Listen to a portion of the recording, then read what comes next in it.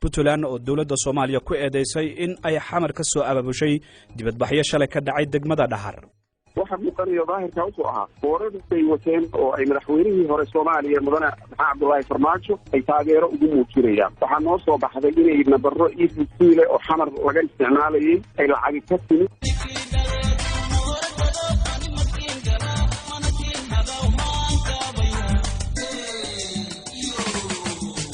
maamulka Puntland ayaa dawladda Soomaaliya ku eedeeyay in ay markaasi dawladdu ka dambeysay dibadbaxyo shalay ka dhacay degmada Dhahar iyadoo dawladda Soomaaliyana dhinaceeda ay sheegtay in ay tahay in maamulka Puntland ula xisaabtamo wixii ka dhacay degmadaasi.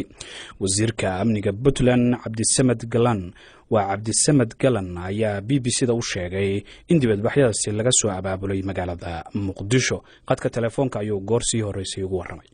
annaga dastuuriyan waxaanu aaminsannahay dadku xaq bay u leeyihiin in ay mudaaharaad oo nabadgelyo ku dhaca inay ku cabiraan shucuurtooda iyo dareenkooda. laakiin waxaa la diidan yahay mudaaharaad dana kale iyo qorshe kale leh oo abaabulan oo qoryo la dhex wato oo suur la dhex wato oo la rabo khalkhal in la geliyo amnigii meeshaa ka jiray. arrintaasi baraha bulshada ka wada buuxdaa dadkii daawanaya oo layska ahaaba wada arkayay nimankii boorarka watay oo halkaa mudaaharaadayay dad qoryo watada dhex galay oo qoryo xabada riday oo dhagax suur sameeyey. markaasay laamihii amniga iyo ciidamadii booliska waxa ay guda galeen in ay dadka dhibaatada wada si aan dadkii shacabka ahaa u dhibaatoorin in la kala eriyo. rasaas bay kor u rideen. qof bini aadana oo wax gaarayna ma jirto. dhimashaan jirin, dhaawac baan jirin, hanti burburtay baan jirin. marka laga reebo intii yarayba iyagu dhagaxda iyo ay tuurayeen wixii ay wax gaarsiiyeen oo hanti ah. dadku marka maxay ka mudaharaadayeen, maxay diidanayeen? dadku dee waxa ay ujeedka ay rabeen waa sanaan hadda aanu kuu sheegna ma wixii muuqanayay oo daahirka ahaa mise waxa baaridda ku jirta oo qarsoon.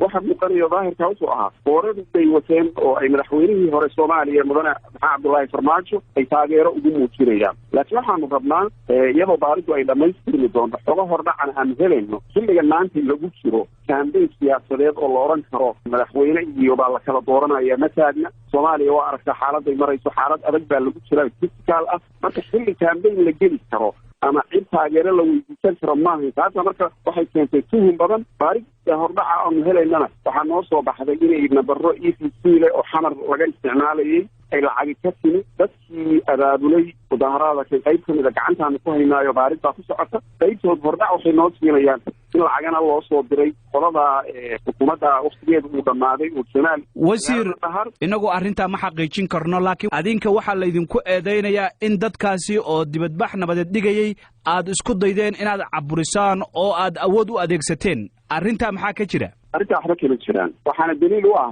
wax walba waa duuban yihiin. waxaa laga heli karaa social mediaha laga heli karaa, halkaasaa laga arki karaa. markii ay dadku ay dareerayeen oo ay boorarka wateen oo ay hadlayeen ciidamada hadlin ciidamo taaban nabadgelyo ku dhex marayeen magaalada. markii niman qoryo wata ay dhex galeen oo xabada soo rideen oo ay dhagax burteen oo ay meeradihii iyo meerihii weynkaa dhexsiyeen intaa ka badan annaga mas-uuliyadda dadkan iyo dalkan naga saaran. waxaan ku qasbannahay amnigooda iyo salaamadooda inaanu ilaalino. kuwa kan mudaaharaadayana khalad kasta hadday doonaan ha ku jiraan iyaga la sugooda salaamadooda iyo nabadgelyadooda inaanu ilaalino. ciidamada amar bay qabeen ah inaysan dadkaa waxyeelayn.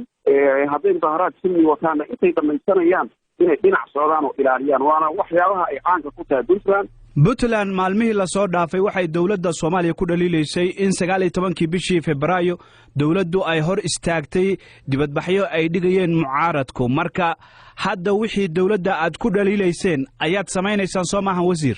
maya xaasha lillah waa kaas iyo kala dheeri. annaga waxaanu ka hadalnay waana qodob dastuuri ah tan Soomaaliya oo guud ku qoran yahay charterkaas meel gaarka ah. xuquuqda muwaadinka waxaa ka mid ah inuu cabashadiisa iyo fikirkiisa si xora u cabiri karo isagoo aan la caburin. wixii 19 ka dhacay xamarna caburin waa ay ka badnaayeen. adinku Dhahar maxaad ka samayseen marka wasiir? annaga Dhahar waxaanu ka samaynay tiimka xamar jooga oo nabad iyo nolol la baxay oo dhibaatada xamar ka soo 19 iyagii laftirkoodii waa dhibaatadii soo raray oo damcay deegaanada amniga ah ee Puntland qayb ka mid ah waxay damceen iyo kale inay ka sameeyaan. shacab bay abaabuleen, dad qoryo watay lacag u soo direen.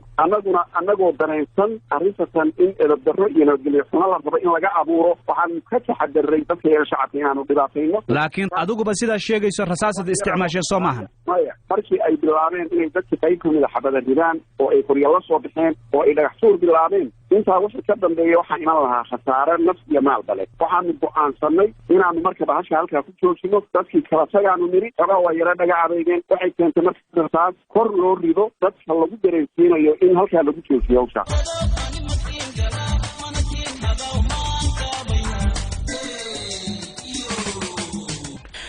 kaasi wuxuu ahaa wasiirka amniga Puntland Cabdisamed Galan oo qadka telefoonka iigu waramayay.